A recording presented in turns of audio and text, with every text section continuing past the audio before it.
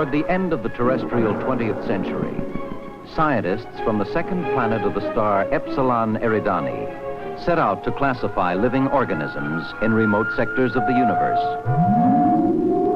These are the stories of those explorations and of the brave beings and robots who made them possible.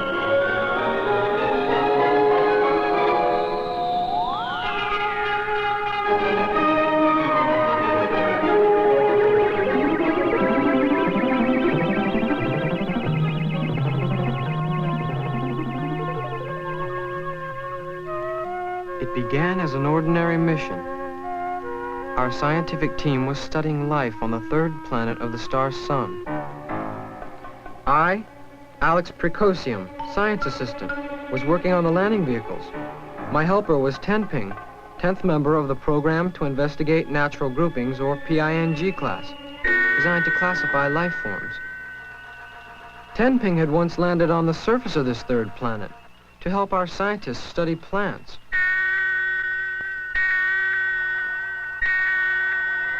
While we were testing landing vehicle number 3, it happened. A meteor shower.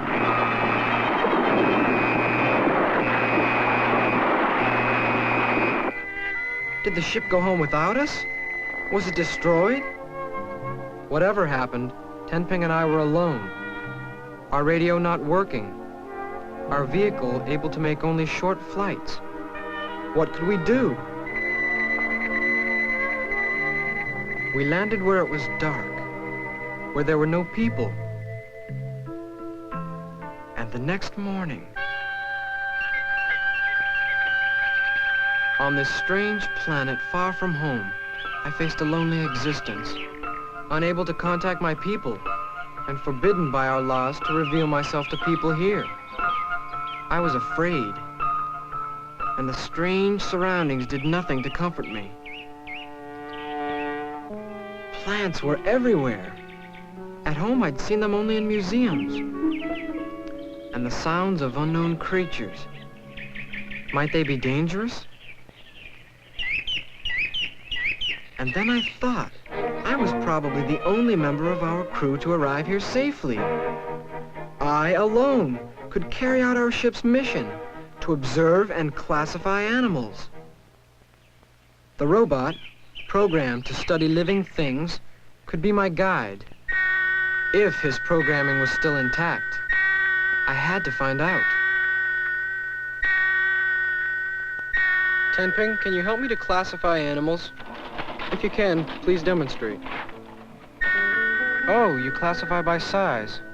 Some animals are small, others large. And you classify by complexity. Some animals have very complicated body parts. Others are somewhat simpler. You classify by lifestyle. You consider where and how an animal lives, what and how it eats. And you classify by reproduction. How does the animal produce young ones like itself? And how does it care for them? Apparently, the robot could classify living things. And so we began. At a stream near our landing place, we heard the sounds of what? A fantastic-looking creature. We began to classify. Its size? Rather small. Complexity? Inside the body was a skeleton made up of many bones around a spine or backbone.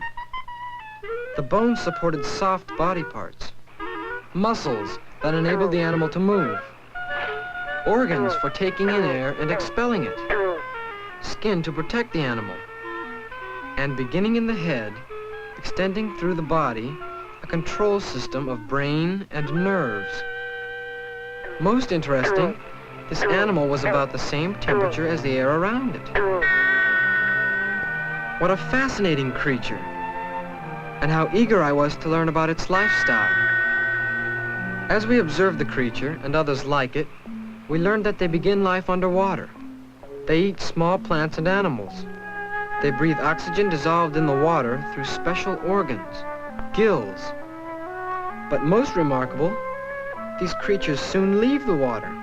They breathe air with lungs, and they eat other animals. I wondered, How does such a remarkable animal reproduce? Interesting. There were males and females. Cells from both sexes combined to produce hundreds of tiny eggs. The parents did not take care of the eggs. Eggs that lived hatched into the babies we had seen, living underwater until finally they grew up and breathed air. We classified them. Small animals with backbones that begin their lives in water and then move to land. They are known as amphibians. We traveled by night.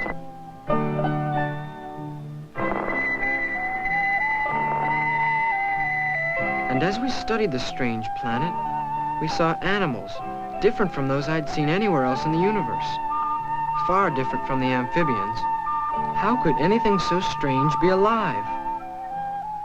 Well, we began to classify, beginning with size and complexity.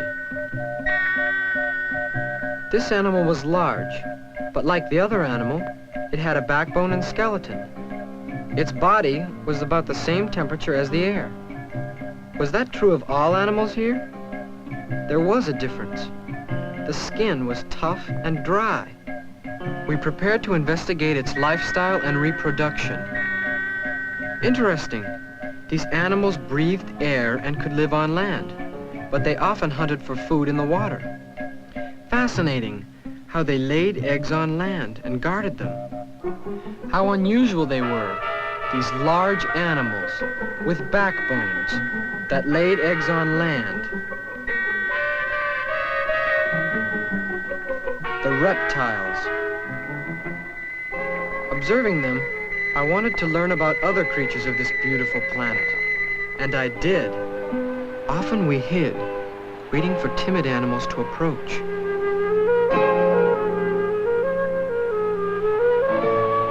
There were flying animals that nested near the water. Others lived in trees. We examined and classified some.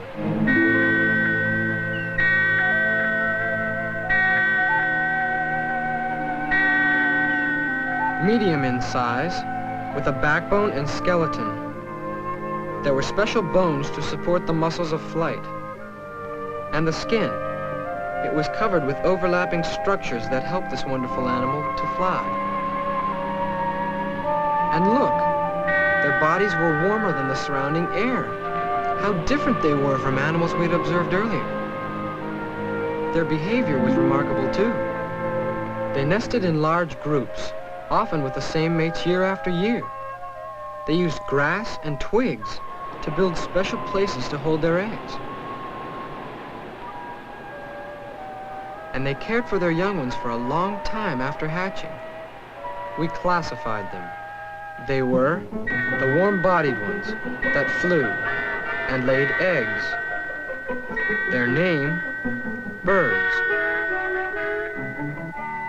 Though I regretted leaving the birds, we traveled on to discover and study other animals. For a long time, we had wondered about certain amazing creatures we'd seen. Some were very small. Others were large, much larger than Tenping or I. All had bony skeletons with backbones, a body plan that was very familiar to us. But a new characteristic was in the head, the most complex control system on the planet. And the skin covering, thousands of tiny filaments or hairs. I'm still amazed by the many lifestyles of these creatures. Some burrowed in the earth and ate plants. Others lived on the surface of the planet and hunted.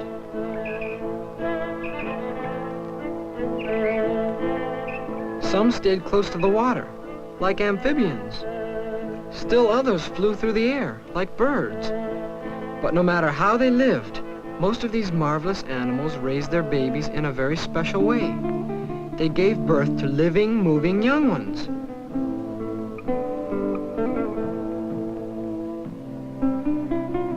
The mother fed them with a very special fluid from her body, and the parents cared for them, often for a very long time.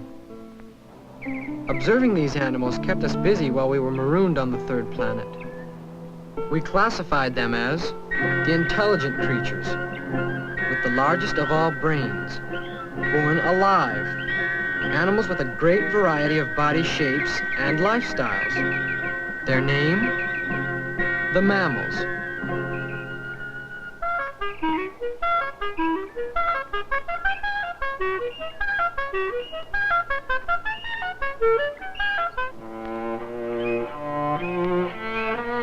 Remarkable.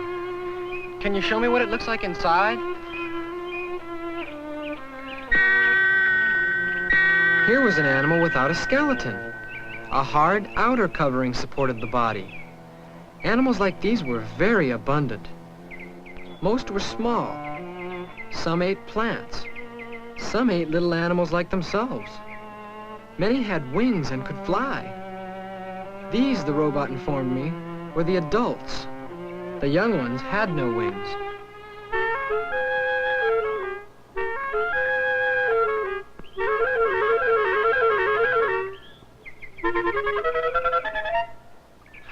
Good, we've caught it. Let me see. Is it different from the others we found? How many pairs of wings does it have?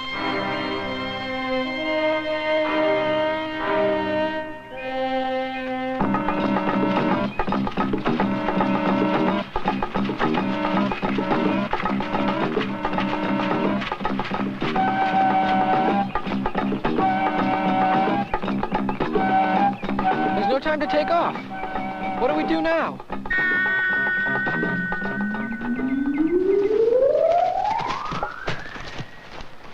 I thought I heard him go this way. I don't think so, Rob. There's nobody here. Jimmy must have been imagining. Jimmy. That was the exact moment when you saved us. Hey, it's good to see you. Thanks. It's good to be back. Someone said you've been searching for me for a long time. That's great. The others on our ship were all safe too? Good. Yes, I hope what we've learned will be helpful to the scientists. What was it like down there? Wait till I get some rest. I'll tell you all about it. We both will. Toward the end of the terrestrial 20th century, scientists from the second planet of the star Epsilon Eridani set out to classify living organisms in remote sectors of the universe. These are the stories of those explorations and of the brave beings and robots who made them possible.